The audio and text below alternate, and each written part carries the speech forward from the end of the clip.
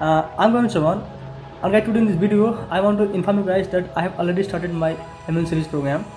And guys, in this program, I'm going to cover everything from basic to the advanced about ML. No? So guys, here we are learning ML using Python. So it's very important for us that we should get familiar with basic of Python first. For example, variables, function, list, tuple, dictionary, set, and classes like constructor, loops, and conditional statements. Because guys, there are some terms like list, dictionary, tuples, which is very useful for getting one data frame in ML series program.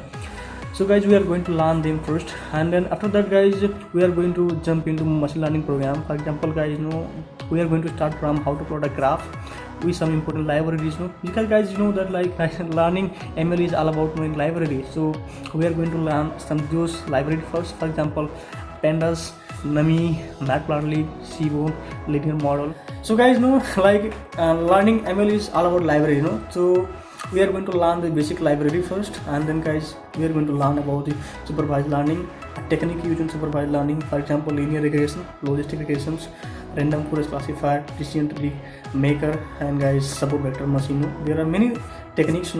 And then guys, we are going to learn about the supervised, unsupervised learning, and then guys, reinforcement learning.